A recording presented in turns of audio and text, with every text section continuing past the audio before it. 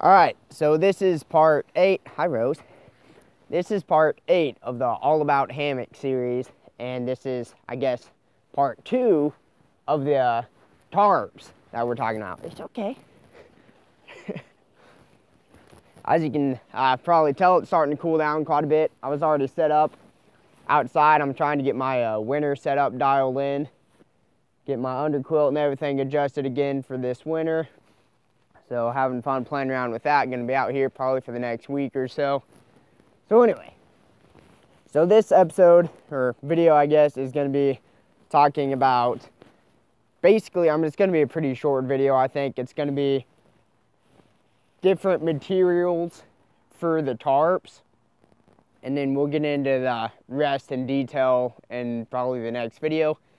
So when choosing a tarp material, whether it be DIY, like do it yourself, or you're gonna buy it or have it custom made, whatever, you're gonna have basically the same few options to choose from. And so the cheapest and the heaviest is whatever, be it nylon, polyester, ripstop, whatever, but it's gonna be polyurethane coated, or PU coated. And all that is basically they take said material, coat it in polyurethane, which is just a waterproof material, and they just let it dry or whatever. The second option is Sill Nylon, which is a few variations of Sill Nylon, but they all basically work and perform the same.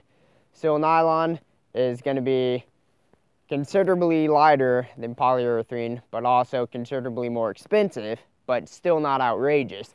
This right here is Sill Nylon. Sill Nylon is, again, you take whatever fabric and you coat it in silicone. You either coat it over the top, like the face of the fabric, or it's like actually like impregnated into the material itself. Either way, it doesn't really make much difference. Some have double-sided coating, but Sill Nylon is silicone nylon.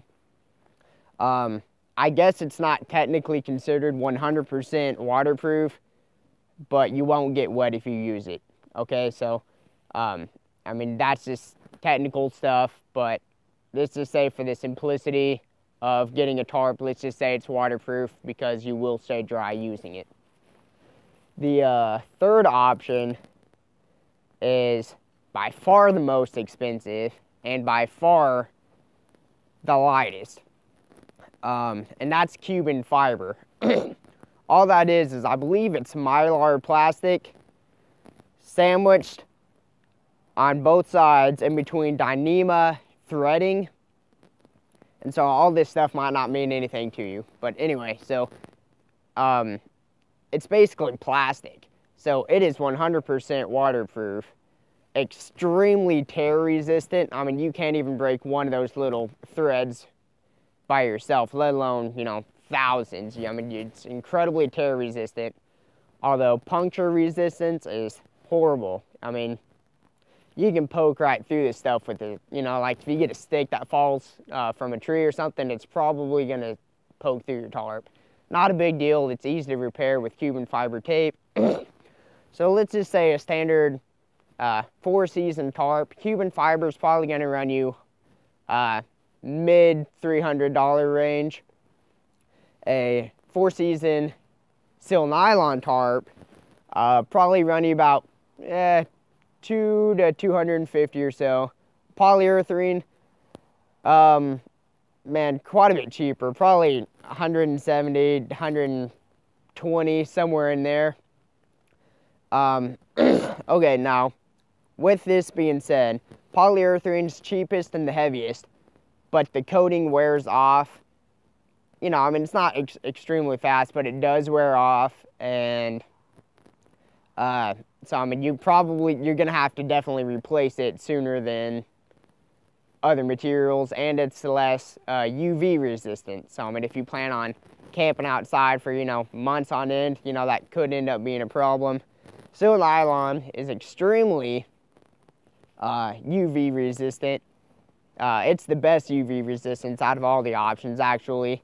It's mid-range, it's good durability, it's the best puncture resistance, and it still has pretty good tear resistance. I mean, if you stab it and then try and rip it open, it'll rip pretty easily. But I mean, just trying to rip just the fabric itself is pretty hard to do.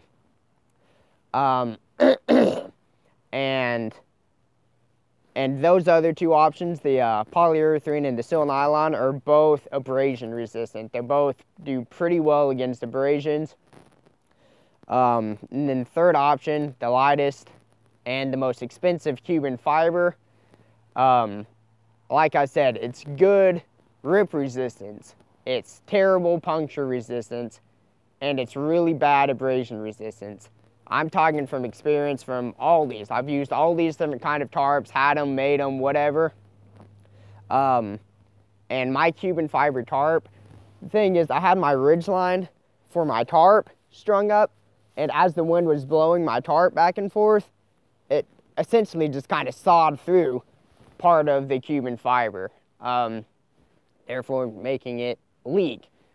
And it's a lot less UV resistant because it's just plastic. But I mean, if you're super ultralight and have a ton of money to spend, and baby your gear a ton, and Cuben Fiber might be the way to go. Now, either an advantage or disadvantage, I guess, the Cuben Fiber. Cuben Fiber is a pretty transparent material. So, I mean, normally sold in kind of a whitish color or green.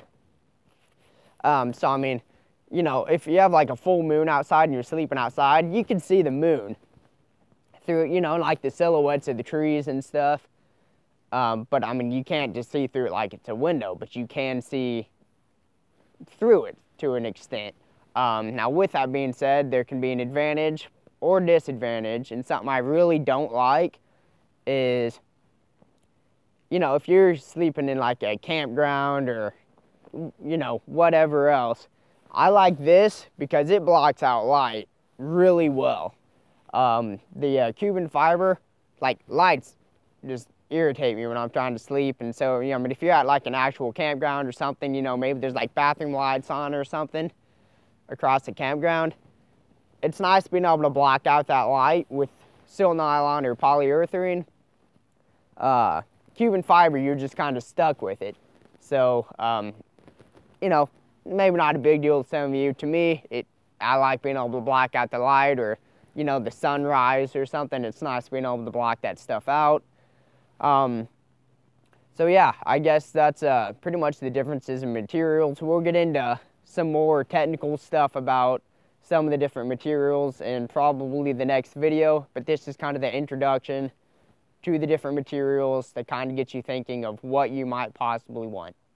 Anyways, thanks for watching, guys.